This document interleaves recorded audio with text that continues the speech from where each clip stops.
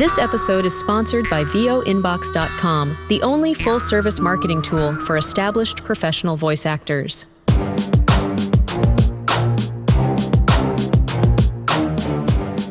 Hey, good morning. Welcome back. It's the VO Life. Somehow we pulled it off after some technical difficulties, but here we are 15 minutes later with Bill Marsh and J Rodney Turner.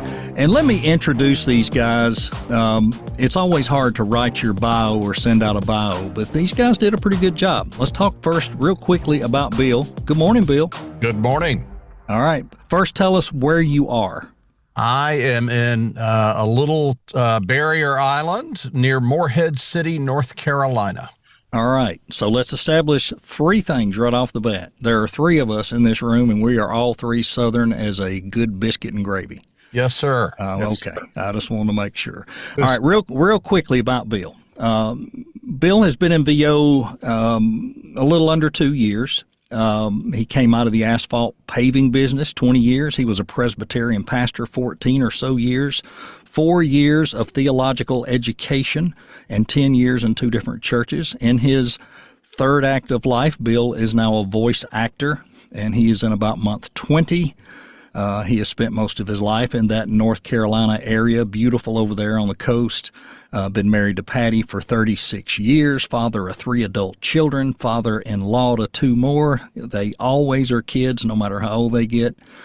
And a poppy to a couple of granddaughters, 9 and 5. But though a proud graduate at the University of North Carolina at Chapel Hill, he has nothing to do with the hiring of Bill Belichick.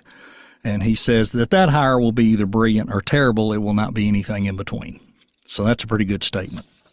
Pretty good statement. J. Rodney has been on with me before on another VO podcast with Jake and Alden back in the day. And as we learned about him then, after being in the Navy and the FFA, or the FAA, the FFA probably too in school, who knows. But for over 30 years, he was an air traffic controller. What a change. Being forced out by the old federal law at the age of 56, he discovered a very new use for the unique sound of his voice, and voice acting and audiobooks have become a big part of his life. He had a daughter entering kindergarten right before his retirement, and he said, hey, I'm not going to sit on the porch and watch the world go by. And I don't blame you. If we sit down, bad things happen. With his natural Southern accent and a voice that's been described as deep, throaty, smoky, and husky, and that's exactly right on, he turned that love of all things cowboy into a thriving audiobook narration practice. Rodney has a gift of being able to determine when he's not suited for a title, and that's something we're going to talk about today because we all three have niche things that we have to deal with and what fits our voice and what we have fought in the industry. And with over 260 titles to his credit, Rodney loves to tell those stories of classic westerns and contemporary mystery thrillers to a micro-genre called Southern Fried Horror. I like that. He breathes life into these characters, and if you ever go listen to one of these books, you can really feel the difference when you listen to these characters. Marshals, ranchers, horse thieves, stagecoach drivers, sometimes zombies and mojo men. And I know, like me, he has probably had to audition and do a female voice here and there. There are females in these books, and sometimes they don't hire an extra female voice, and it makes sense. Rugged, reliable, and relaxing, like your favorite pair of cowboy boots. That's J. Rodney Turner. J. Rodney, tell them where you're from. Well, I'm down the street from you, man, in Portland, Tennessee. He sure is. He sure is. He is just down the road. And, well, guys, let's dig in first to, we really hit on the niche with J. Rodney, and I have the same thing. You know, I had to learn. It took me 2 or 3 years. Don't audition for that. Don't audition for that. It's a waste of time. And it's a waste of your time, the producer's time, the casting agent, whoever's listening. Let's dig into that first. Bill, tell us how you are targeting, how you're doing your work early on in these first couple of years. You know, I get a lot of my work through pay to play, a little bit through one management company. with respect to, the thing you were talking about with accent and whatnot, I have worked with a great accent coach, Tom Antonellis, that many folks know, usually with his fedora, walking around conferences. And Tom put it to me in the first session we had that there are ways to dial it up and dial it back for that Gen AM accent. And so there are, I certainly can't, when they want a Boston dock worker or, a longshoreman or something, that's just not me. And so, I don't hear the Southern accent because, you ask a fish what his day was like, he doesn't think to tell you about the water.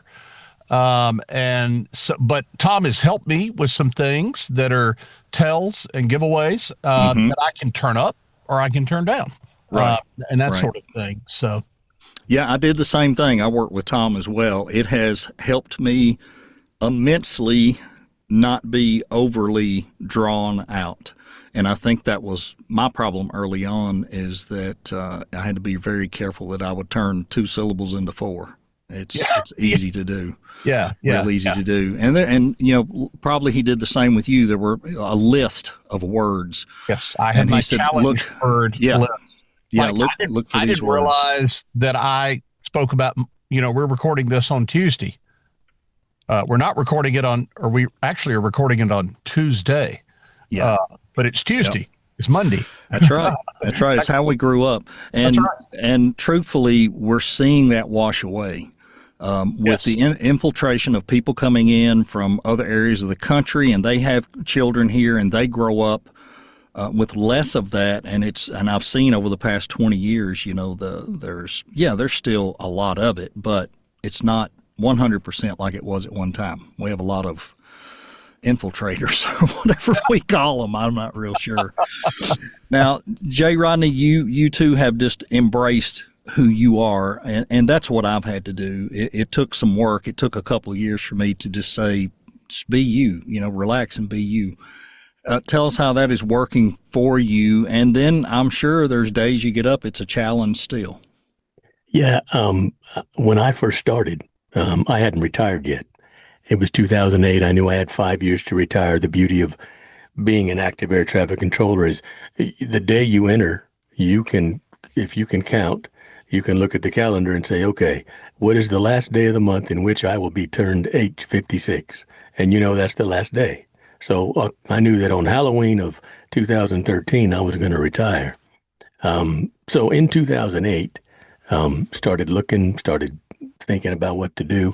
Had a 1-year-old daughter. So I knew where everything was gonna mesh. And I kept being told, you're not going to get work with that accent. You're not going to get work with that accent. Of course, everybody in the world in the industry hears it, except my family, who thinks they're crazy. You don't have an accent. You have less of an accent than the rest of us. So it's just one of those things. But in 2014, I went to my very first VO Atlanta, and I met Celia Siegel. And she's a brand agent and excellent at what she does. I sat down with her in a private session for a while, and she looked at me and she said, so why are you working so hard to get rid of it? And I explained to her that every coach I came across said, I've got to do something to get rid of it. I was paying hourly coaching sessions for a young lady out in California to teach me to talk without an accent. And, and I thought, okay, this is what I got to do to make this work. This is what I'm going to do. And when she sat me down and said, you need to embrace it, I thought, well, I can embrace it all day long. I just don't know what kind of work I'm going to get. And I had already started by that time in audiobooks. And I took a course from a gentleman named David H. Lawrence the 17th. It's called the ACX Masterclass. And I took that. I was in the very, very first course he gave in February of 2014. And in listening to, he records his sessions with however many there was of us in the class. And you get to have a copy and listen. And I listened. And in it, a matter of fact, on the way to VO Atlanta. In it, I heard him say, and I remembered him saying it the night he said it at the time I was listening, but it didn't click like it clicked on the way to VO Atlanta. And he said, if J. Rodney would just put his filter on American Southern and audition for those books, he's going to get them. And I thought, okay, maybe I could do that. Well, you got to be careful what you ask for, because I started doing that, and I started getting offers, and I started having too much work, and I was afraid I wasn't going to be able to meet it. So there at the beginning, I was doing that, and by the time I got to VO Atlanta, I had right at, I want to say 20, 25 books under my belt, and I was comfortable in my own skin by that time. And then having it confirmed by Celia that I should just embrace who I am. She did all my branding, all my website branding, logo, all that stuff with a webmaster, that kind of thing that I still pay to this day. And it just, and once I did all the other work that's required in audiobooks, building relationships with publishers, going to the Audiobook Publishers Association conference in New York, visiting all these people, and learning how to develop a relationship with them that's not spammy and it's not begging. It's just, a professional relationship. And I got my first offers in the early summer of 2018 from Tantor, and I've been busy ever since. I had a That's young awesome. lady ask me the other day, how busy are you? And I said, I'm busy as I want to be. Yeah. So yeah, I'm lucky. I'm starting to work now. I've been working now for about 4 or 5 months on my commercial reads because I want to expand. I've kind of got audiobooks right where I want them. Mm-hmm. I'm real comfortable with them. I rebuilt my booth in February, and so I'm doing all the things that you need to do to keep your work going. I don't see myself stopping anytime soon. Mm-hmm. I know a lot of people go, dang, you're old. Yep, I am, but I'm not too old yet. That's right. And That's right. even when I see work that comes across that says they want somebody that's 30 or 40, I still look at it close before I decide not to, because unless they say specifically no regional accents, I might consider auditioning for it. I might consider, because and this is a story I just told my coach. I had been sent an audition from an agent 4 years ago for a Cracker Barrel spot. Cracker Barrel has this dinner that they come out with. I think it's every summer. It's wrapped in tinfoil. Mm-hmm. It's called campfire dinners. Well, the specs were grandfather on the porch telling a story. I do that all day long. I can do that falling out of bed. That's easy. So I worked on the spot. I worked on the audition. I sent it in. My agent sent back and said, if you don't get this, then they're not listening. I didn't get it. And when my wife and I saw it on the commercial, we just laughed because they used the girl. Mm-hmm. They used the female. Right. And I thought, okay, that wasn't the spot, but hey, you never know what they're going to listen to and say, I'd rather have that. So exactly. Every now and then, I'll take a flyer and go, I want to audition for this one anyways.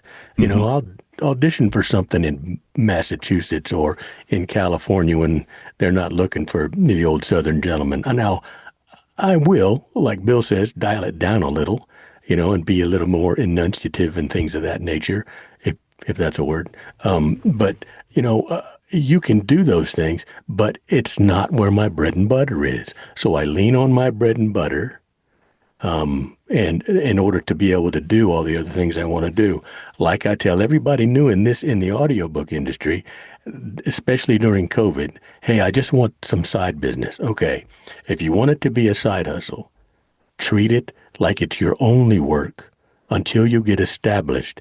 Then once you get established, then make it your side hustle. But if you start out like it's a side hustle, everybody in the industry is going to know that's how you're treating it, and they're not going to send you any work. Right. That's a very good approach to take. Very good. I think I did all that with one breath. I think you did too. I never heard a breath. It was really good. I had two things that I want to ask you too before we swing back over to Bill. One of them is, I know you're now teaching. I get the emails from down at Christie's place, and I know you are doing some teaching. But the other thing, and we'll get into that at the end because I want people to have the opportunity to work with you. Sure. But the other thing I want to talk about is, I remember this just very plainly not long after I got into voiceover, right after 2020. And I think you and your wife had been into the local ER. I don't remember what it was or what was going on, but my wife worked there, and she talked to you guys, and then she comes home all excited. I met another voiceover person. And I think I reached out to you by email, and I don't really remember the back and forth, but I had sworn off audiobooks at the time totally, because I really didn't think I wanted to do that at all. But I remember not long after that, I started seeing some posts or some things that you had literally lost your voice and may not get it back. Tell us a little bit about that. That was right around, I want to say, 2019, 2020, going into COVID. I had some type of virus that attacked my vocal cords, and it's got some kind of technical term, but the bottom line is it was a vocal paralysis. I had to lay down, and they put me under, and he put a scope in, and he actually injected Botox behind one of my the weak vocal cord, to kind of lift it up and give it what it needs. Until the virus would work its way out and go away.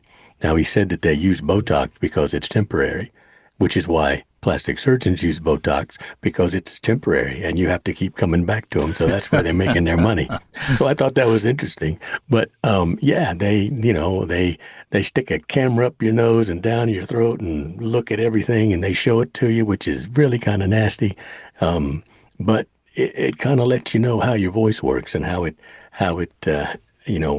all the mechanics works. And you could see where one of them wasn't doing what it was supposed to do. Now, it was working a little, but I would get in the booth where and this morning, I got finished about an hour and 15 minutes of finished audio. I like to do between an hour and a half every day on my books. And by the way, I had to do a Mexican señorita today, so it was a lot of fun. I was recording for 10 minutes, and my voice would just go out. I just couldn't force anything out. I mean, it was just dead. So yeah, I ended up down at Vandy's Vocal Clinic, which is top notch. As many people as they serve here in Vanderbilt, Music City, with all the singers. And when you walk into their office, their waiting room, it is plastered with all the people they've helped. All the pros and all the professional people that have had trouble with their vocal cords that they've reached out and helped. So, and I got through it, and I was lucky enough that publishers and independent authors waited for me to see if I was going to come out. So, yeah. Because that took a while. The full recovery took a while. It was about 6 months, yeah. I was out of work for 6 months. Yeah, scary stuff. Yeah. Bill, tell me about some of the stuff that you, how you're handling your business being new. Are you marketing? Are you relying more on pay-to-play? Kind of give us an overview of how you're approaching your business early on. I am, I'm in that weird in-between stage, Troy, where I feel like I'm succeeding too much to fail, and yet I'm failing too much to fully succeed, so understand. But I'm past the point where I don't know what I don't know. Yeah. But as far as so I'm on one of the pay-to-play sites. I gave up the other one because I sat in the room with you and heard the same lies and saw nothing changing. And honestly, I wasn't getting listens on those auditions like I was on 1-2-3. So I'm on 1-2-3. Gotten a lot of work there. I have a virtual assistant who does some work in the automotive sector.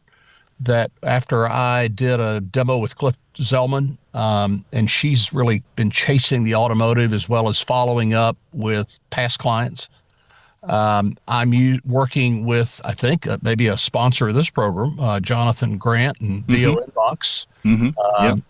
And so that those and then one manager, which is how you and I met, and mostly some political stuff through them, but also a stream of auditions and whatnot. So I'm just keep trying to turn the flywheel and think one day you keep turning it and turning it. One day it's going to get its own own momentum. I hear you. And where you are is about the time I had to go full time. My wife pretty much told me, you need to quit your job and do this, because I was so frustrated with work and going back after COVID.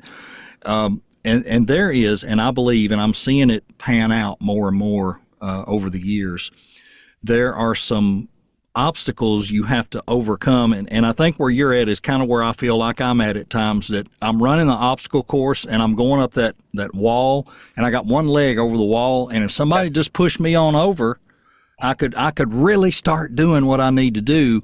Yes. But I think you hang over the top of that wall between years 2 and 5. Because you, like you said, you've learned so much, you've absorbed so much, you understand how it works, you've kind of discovered what's legit, what's not, all these things, but yet you just can't quite get over that boundary. And really, the thing that I try to tell people I consult with is the only boundary is yourself. Yes. 99 times out of 100, it's you, because of, like you said, you think there's still stuff you don't know. It's some of it's imposter syndrome, some of it is doubt, some of it is I'm not doing as good as so and so. Yeah. And it can be comparison is a bad thing to do. It is. It's really terrible. Yeah, and the great thing is, Troy, to that point, I don't know anybody. Thankfully, I think it's a mercy. I don't know anybody who started exactly the same time I did, which is a great thing. That is a good thing. It's nice knowing people who are ahead of you and people who are behind you, and but not anybody. So that's been a blessing that I couldn't benchmark myself. Right. Because we're all different. We all have different voices. We all have different.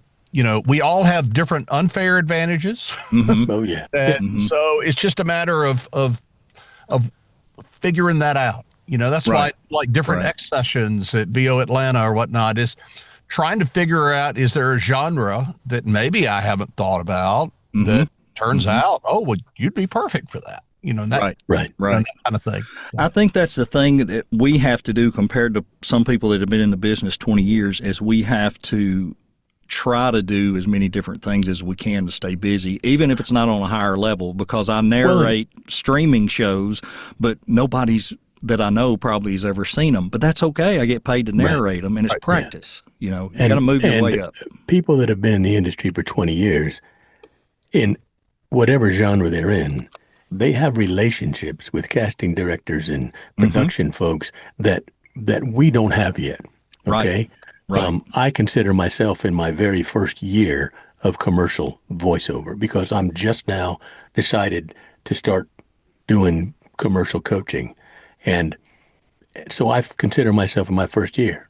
My coach and I haven't even talked about marketing yet, or a new demo yet, or how I go about reaching out and doing all those things.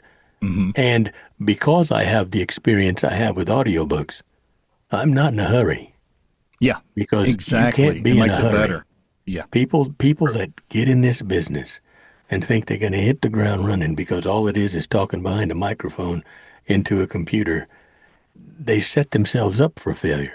Exactly. And we talked about it. The comparison thing is not a good thing to do, because you don't have the same voice everyone has. And you also don't have the same perspective or point of view that they have. My life's perspectives from growing up in Miami all through where I am now are much different than the two of you and anybody else in the industry.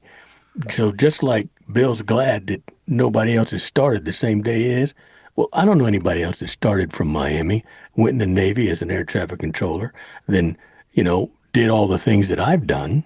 There's nobody else with those perspectives. So that when I bring it to a book and I see in a book and while I'm prepping it, a place I know, I can go, okay, I know this place. I know how to describe it. I know how to do it. And if it's a place I don't, well, then I know I have to do my research.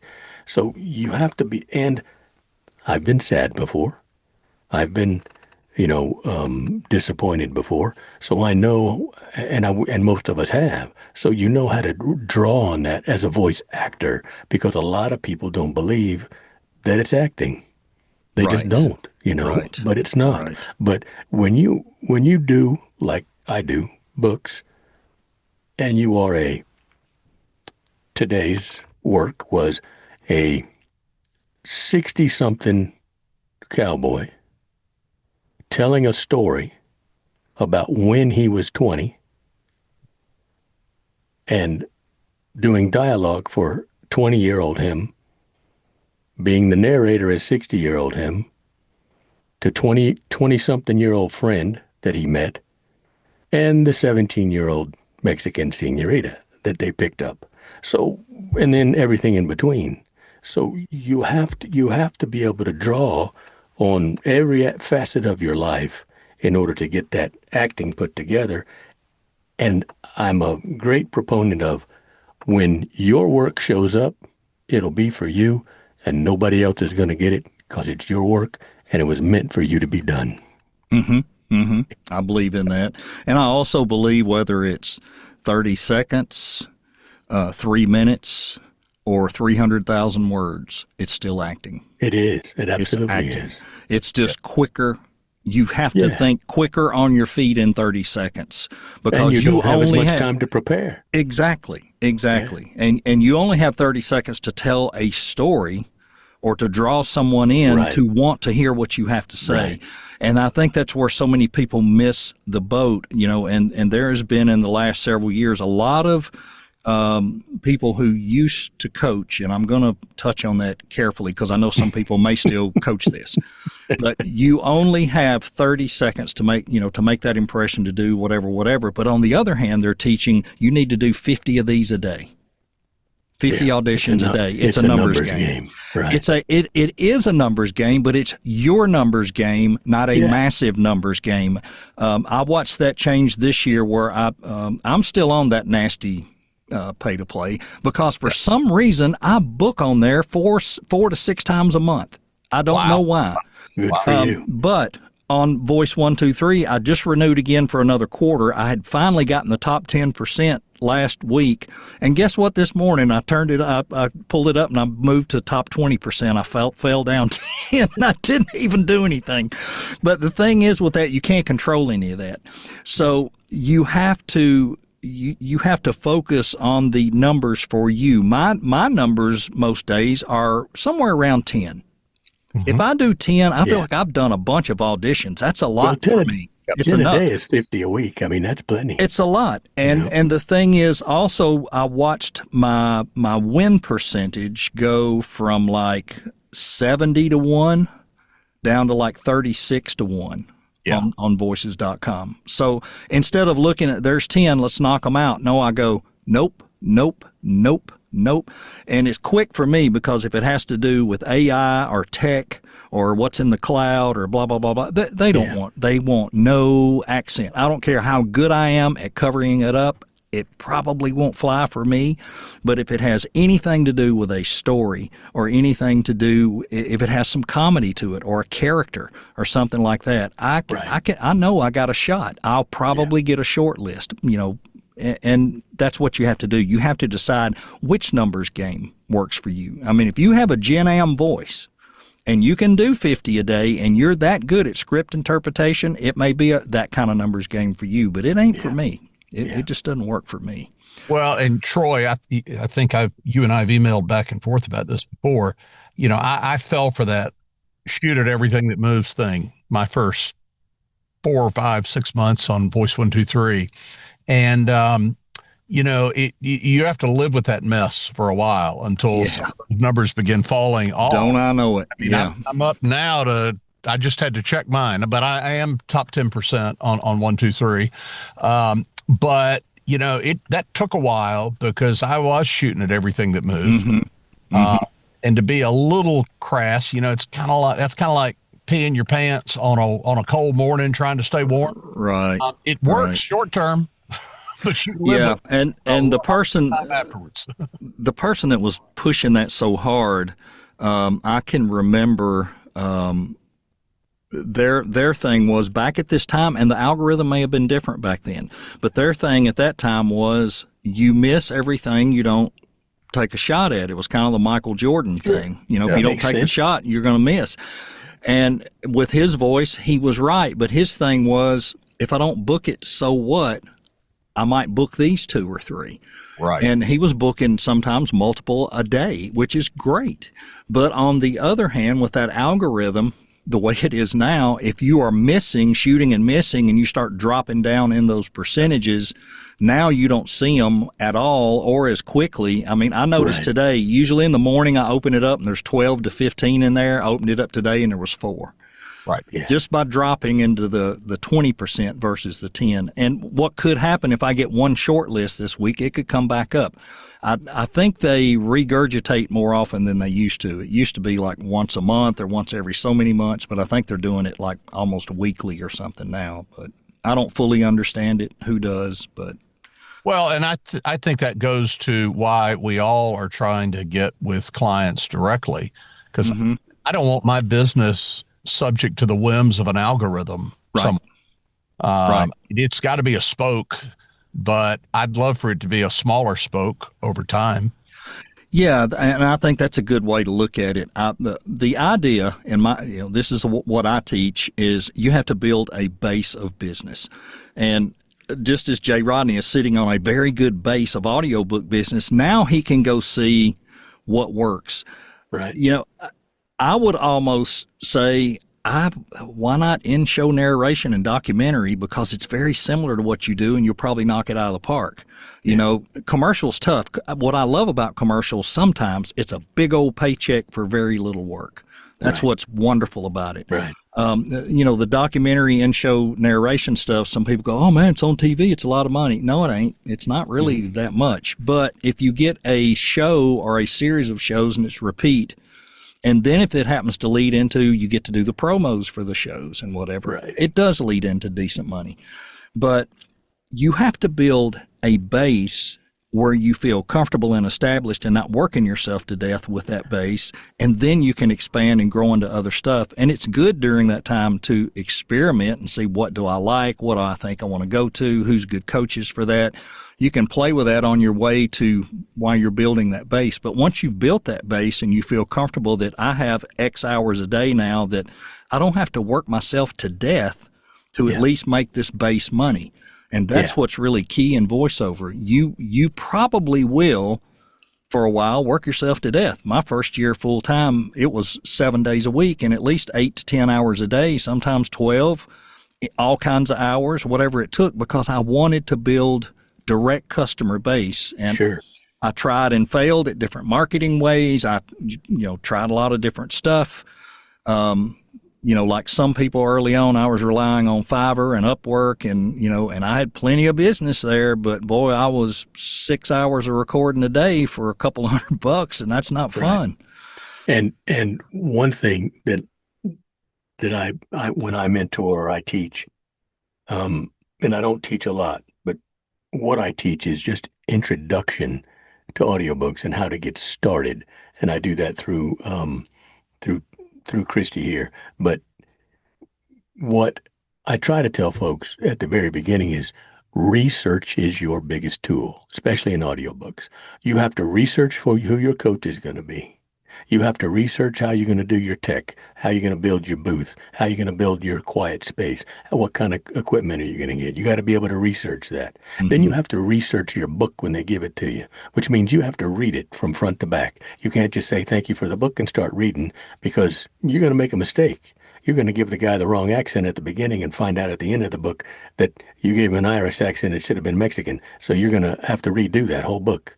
And it's happened, not to me, because I paid attention to my coaches. And And you're going to have to research pronunciations. If you do nonfiction, and I just finished a couple of nonfiction books earlier in the month. I did one on Detroit in World War II and one on the Civil War in North Carolina, by the way, Bill. Between, let's see, it was the Civil War in North Carolina between January and May of 1864. Had a lot to do with New Bern and Washington, North Carolina, and all those rivers right up in that area. And it was fascinating. But oh my gosh, the pronunciations were crazy. From names to towns to make sure, because Beaufort is Beaufort in North Carolina, but it ain't Beaufort in South Carolina. And you will get absolutely booted to the curb if you say the wrong one in one town or the other. So that's just what you have to do. So you have to be able to rely on that. So when I decide, and if you, whoever you are out there, is deciding, hey, I've got a good foundation, like Troy mentioned, I've got a good foundation, I'm good in fill in the blank, okay, and I'm making my bills and I'm doing what I have to do. I want to expand. Use the experiences you had and all the mistakes you made to make it where you are, to not make the same mistakes going forward in your new genre, whatever it is. I did a lot of research on which coach I was going to use. I had a couple of genres I wanted to work. There's a genre I couldn't find a coach in. I couldn't find anybody to coach me in the genre that I was looking to go to. I've come to find out why. I mean, it's because it's a dying genre, and it's radio imaging. And the radio imagers, the radio stations are basically using in-house talent. It's just cheaper to use in-house talent. They're already paying them. Here, you do the spots. So a lot of the people that have multiple stations in radio imaging, a lot of those are starting to disappear because stations are taking them back. Okay, that makes sense. So let's just move forward with something else. So you got to do your research and know, because I've been you could just butt your head against the wall until you finally find somebody willing to teach you. But if you do find that one person willing to teach you, it could be cost prohibitive. If they finally say, okay, finally, just shut up and leave me alone, I'll teach you, but it's going to be $400 an hour. Well, no thanks. I found you, but no thanks. So you have to decide how much effort and how much you're going to invest in what you're already making in order to make your business expand, and make sure it's worth your while, and make sure you get good quality coaching, and listen to what your coaches say. But if you know it's not on a subject that they are an expert in, find an expert to give you quality coaching in that. As an example, I have had some coaches in the last 10 years give me advice on my booth and my sound. I always tell them, thank you for your input. And I go straight to Georgia Whittam and go, what should I do? And he tells me the facts. Right. And he always laughs and goes, I sure do appreciate you always coming to me first. I said, no, I don't come to you first. I come to you after I've received everything, because you're my tech filter. Yeah. I filter all this advice through him, and then he tells me what I really need. Yeah. So he's been building me my booth since 2009, and I've never had anybody complain. So we'll see where it goes. And I'll keep getting my advice from him. But there's just so much that goes into building a good business and being professional. And you can get into this later, but social media is a big deal. You get into social media, and especially in audiobooks, you have to be cognizant that as a narrator, every time you post something about your book, the publisher and the author sees it. So if you're grousing about the script because it's written poorly, they're going to remember you, and so is the publisher. And if all of a sudden you don't keep getting work from them, you have to go back and go, oh yeah, I posted some pretty nasty crap on social media about them. I thought it was just us narrators talking to each other. Nope. Unless it's an absolute positively private locked out group that you run, I promise you it's getting out there. Everything that you say is getting out there somewhere. Right. A lot of good nuggets right there, folks. Social media, association, coaching, sound, basics. One of the things I remember when I started, everybody wanted to sell you presets. And and at first I was on board with that because I bet I must sound. And here's what I found out later: less is better. You get that room right. You get that room right. You don't need much else. No. You really don't. You get the right mix of your mic. I mean, a lot of these interfaces are similar. You know, I've got an Apollo. I've got an Audient. I used the Apollo for a couple months. Did I think it sounded better? Not really. I like the Audient because it's got big fat buttons on it, and my hands aren't what they used to be, and I need big buttons. You know, it's easier on my hands. So I go up by what was ergonomically easier for me, and I put my Audient back in here. A shotgun mic, I bought one early on. It sounded like mud to me, terrible. I got rid of it. A 416 popped up for sale in Nashville. Some guy bought it for voiceover, used it a month, and sold it for $450, and I sure bought it because it was cheap. And when I put it in, I didn't use it for a while because I had a TLM 103, I had a TLM 102, I had a Sennheiser MK4. I thought I had to have the big condenser mic. No, you don't. This thing right here, I did a session this morning as a toy, yelling and screaming, and it's perfect for that. It's perfect for a lot of things. Do I sometimes bring another mic in? I do, not very often. But once you find that combination and your room is right, and you're not picking up outside noise or airflow, air conditioning, something humming, you get all that out. You don't need D-hum and DS and D this and D that, and you learn to not bust your plosives like crazy. It's just time. It takes time. And of course, when I started, sure, I used that stuff to do that. And I may have sent out some bad audio. I've went back and listened to some of that stuff, and it wasn't as bad as I thought, but it wasn't great. It's a challenge. The association is such a huge thing. People say, well, I don't know why people go to conferences. I don't know why they this, why they that. Associating with people, it's not who you know, it's who knows you a lot of times, and they will share your name. I can't tell you the number of times I've shared other voice actors as that's not a fit for me, but I know they would do it, and guess what? Maybe I got to do the production on the spot. I've done audio and video production on spots that I hired Jenna Birmingham, I hired Alden Schoenberg, different people for corporate things where it had to be more neutral. And they loved me for things they were doing, but they said, we really need more of this voice, and, we really would like to have da-da-da. I said, well, listen to this guy. Let me send you a sample. Real quickly, just saying, don't leave me. I'll get you who you need, and we'll go from there. And sometimes that helps. And then coming down to coaching again, let's reiterate coaching. And this is the thing I've learned over the last several years. A lot of these coaches are teaching the same thing in a different way.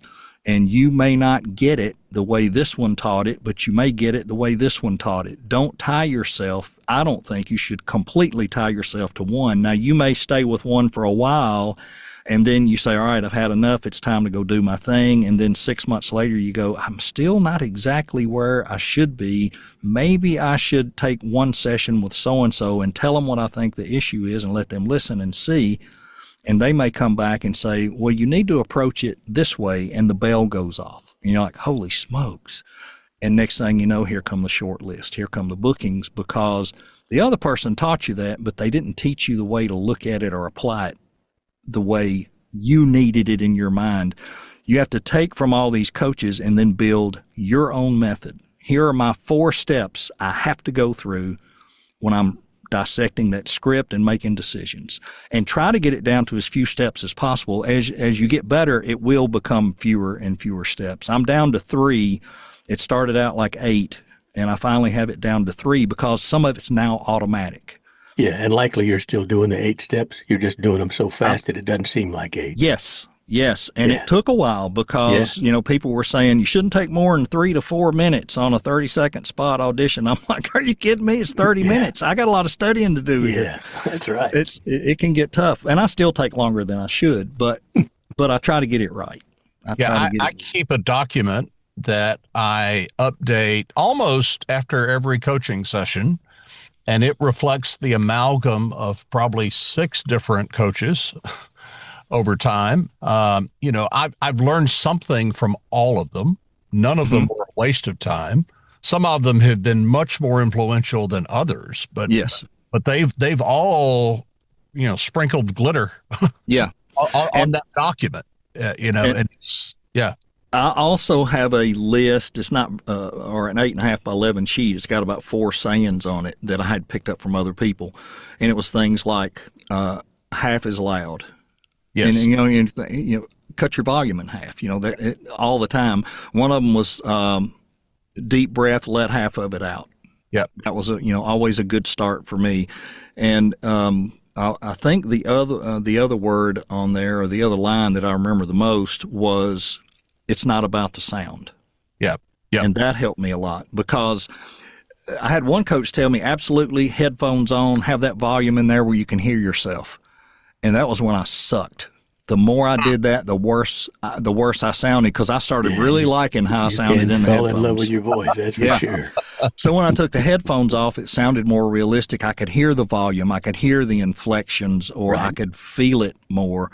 Yeah. And and if you're playing it back and you don't get anything out of it, they're not either. That's kind of the other thing. Right. But, I had a coach who said, don't do the sonically obvious. We all read a script and we can hear what this ought to sound like. Mm-hmm. Like, that may be what they want, but come up with something different. And that's where the phrase, the real work is the audition. Yes. Because once you get the job, well, now you're just doing what you're told. That's right. There's not a whole lot of creativity. You sit down, you do your source connect, or if you're in person, you just, okay, how do you want this read done? Okay, that's the way I'll do it. And then you do it. Now you're lucky if they just say, hey, could we just use your audition? Oh, sure. Please pay me for my audition. I'm happy to do that. But, it doesn't happen a lot. Good stuff. But for me, when I look for a coach, and I've done this since I started looking for audiobook coaches, I don't care what the genre is. I want a coach who is a full-time fill in the blank. I want all my audiobook coaches are full-time audiobook narrators. They're award-winning audiobook narrators.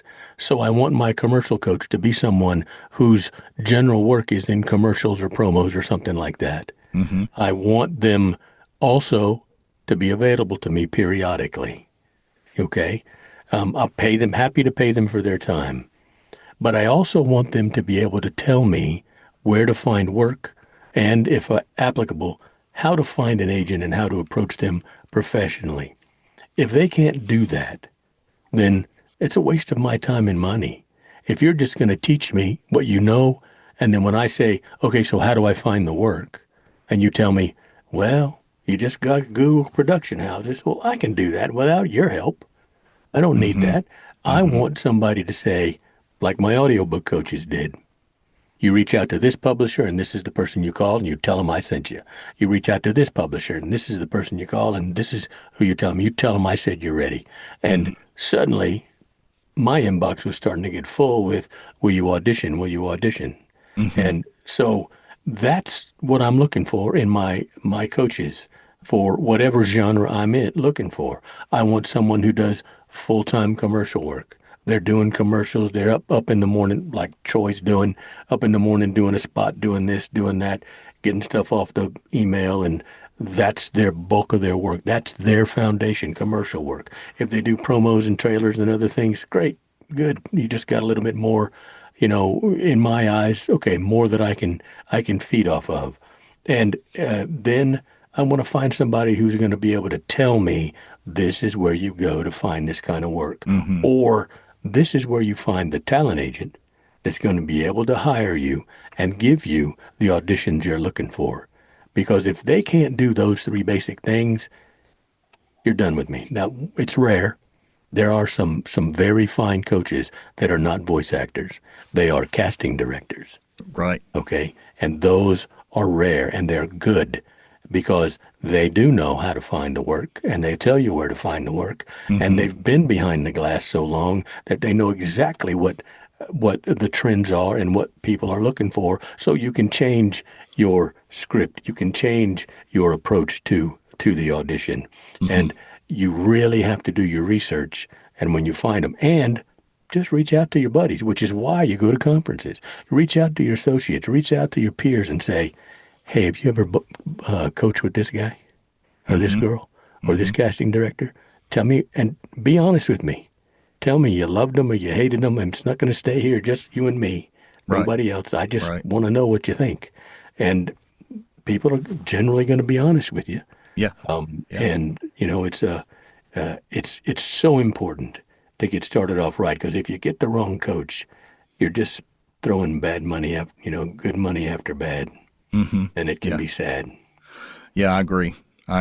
And you can also at conferences, if you go to the free stuff that these people are doing that coach, you can get a feel for their personality and their approach. It's amazing to me sometimes what is given away in those 1 hour sessions or 45-minute sessions. A lot of gold comes out of those. Or if you say, I'll go to the X session where they get a hold of you one-on-one for one read or sometimes two, and you can see it's important to be able to bond, I think, a little with a coach.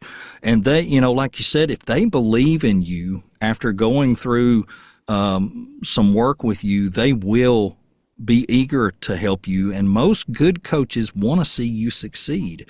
They don't, they might look at you in a way as competition, but most of the time they don't. They look at you as that student that they want to help succeed. It's a fine line, but it's a good thing to have. I recently finished up coaching with someone who sent me right after our second session, sent me 44 top contacts that would help me with that genre. And that was wonderful. It gave me the name of it, the address or the web address, what exact genre inside that genre they did. And then he called me the next day and he said, I went back over that list again and I want you to circle the following numbers out of the 44. And he gave me like 10 of them and he said, these are the first 10 I want you to go to because these are the ones that fit your voice and I know they could use you. And then I have to, put the demo together, get the stuff out to them and go. And it'll pay off. But that's how you do it. You build those relationships, and it can start at conferences. It can be whatever. But if you don't go to any of these conferences and meet some of these people and see them in action, like J. Rodney said, ask around. People are usually happy to tell you, and take it with a grain of salt sometimes, because it's like he said, if they're not full-time and doing the thing all the time, it makes it hard for me to know how could they be up on the trends. There are some people coaching that I know have been coaching for 40 years, and I'm like, I don't care that they've been coaching for 40 years. In the last 15, they're not working, and they really aren't in touch. Yeah, and that matters. Well, and Troy, the value of associations too is this is a lonely business. We sit in a padded room by ourselves all day. And just the value in connecting with people who instantly understand how you spend your day, really better than usually your own family does. It's just hard to put a value on that. Very true. Yeah, you're right. Very true. Or Tough you're lucky. business. If you're lucky, you can just meet your buddy that lives down the street at the brand new Waffle House next to the Dairy Queen. If they would just hurry up. Do you know they put a brick foundation down and they stopped? They did. I've been watching them for 2 months. Every time I go through the drive-through at Dairy Queen, I go, poor Troy. I know, they're killing me. They're killing me. They're absolutely killing me. And now I've started on this Zepbound last week, and I don't even want anything to eat, period. I mean, I'm just drinking water and eating a little light something in the middle of the day. And last night we cooked a couple of pork chops, and I told my wife, she usually doesn't eat all hers, I said, I'm just going to cut one of these in half and we'll split it. And I couldn't even eat my half. Eat the rest of it. I just didn't want it. I hope this stuff works out. I'm not looking to lose 100 pounds or anything, but I had gastric bypass like 20 something years ago, and it worked great up until COVID. And after COVID, it just, I don't know what changed. But anyway, I just need to drop about 30 pounds and feel a little better and move a little more. And it'll work. Life goes on. Life goes on. It'll work. It'll get there. Hey, I really appreciate you guys spending time in here today. I don't want to keep you too long, and you're always welcome to come back anytime. I'm having a lot of different people on, and sometimes there's one person, sometimes there's two. But if anybody wants to, you guys want to jump back in, because it's fun to talk to other people in VO and hear what they're going through and what they're doing and how they're approaching things. And but I really appreciate it. And yes, J. Rodney, I'm ashamed that we have not met somewhere for lunch or something. We'll get together at the Mexican restaurant. It's always it's close. It's close. Right. Yeah, nothing else. The chips and salsa and that's right. They're free. And a water. Tell them tell everybody. Tell them my name, and they'll give you chips and salsa free at every Mexican restaurant in Tennessee. That's exactly right. That's exactly right. And Troy, thank you. I mean, you didn't put me up to this, but thank you for the way you give back to the voiceover community. I mean, you organize this podcast, and you've got 200 and plus episodes now. We're getting close. And just the ways that you vicariously give to so many of us. So thank you for that. Well, I enjoy it. It's a lot of fun. It's it was a way to kind of document this career, just in case one of my kids wanted to someday go back and listen. You never know. Yep. It'll just leave something behind for them. I just hope they never find the VHS tapes from back when I had a country music band. That might get embarrassing. Do you know, this is a funny part, something leaked on YouTube. Oh, boy. And my brother, who was in the band with me, I don't know how he found it, but he sent it to me. He said, Mike, this is on YouTube. Can you believe it? And it was us playing at this park outside in Murfreesboro, like in, 1986, maybe. Oh, Lord. And well, we've all got that kind of stuff behind it. Yeah. I'm so glad I didn't grow up in the social media area. I know. I just can't imagine. I can't imagine. You guys also tell everybody, Bill, your website and stuff, how somebody can get in touch with you. And, if somebody's even got a question, they're brand spanking new, and you're at a point you can answer a lot of questions as well. Sure. Just BillMarshVoiceover.com.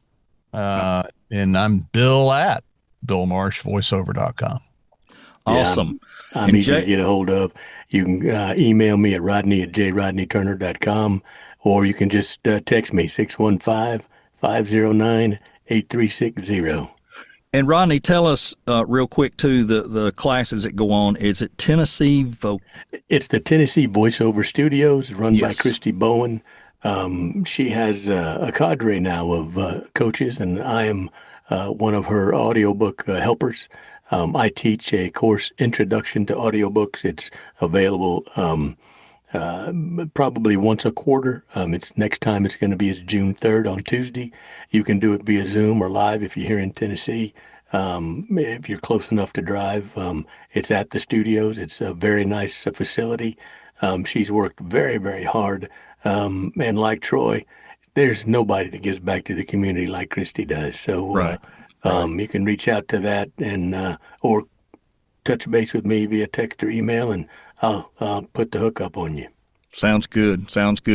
Hey, you guys have a fantastic week. Looks like there's no crazy bad weather coming through the next few days. We got a break, maybe. So we got a break. Bill, I guess, are you coming to Texas this year? I am not planning to come to Texas this year, but I'm going to the MAVO there. Oh, okay. Northern Virginia in November, I think it is. So that's a short drive for you, isn't it? Not too bad. Hours, but something like that. Well, I'm looking forward to Dallas and maybe next year VO Atlanta. I missed this year, but hard to say. Depends on how my back holds up. I'm with you. We'll see what happens. All right. Hey, you guys have a good one. We sure appreciate you. Take care of yourself. Bye-bye, buddy. And that's another episode of The VO Life. Thanks for dropping in and hanging on. The VO Life was brought to you by VOinbox.com. The marketing tool that gives you back something others don't. Make an investment in your marketing that not only cultivates clients, but gives you back time. If you are a professional voice actor and you need to up your direct email marketing game, VO Inbox might be for you. Reach out to Troy in an email to get 25 leads free with your paid subscription. Send that email to troy@troyholdenvoices.com. Need to talk about building your VO business? You can schedule time with Troy on his website in half-hour or full-hour sessions. There's even a free 15-minute consult available, all on the website at troyholdenvoices.com. Thanks for being here, and join us again next week on the VO Life.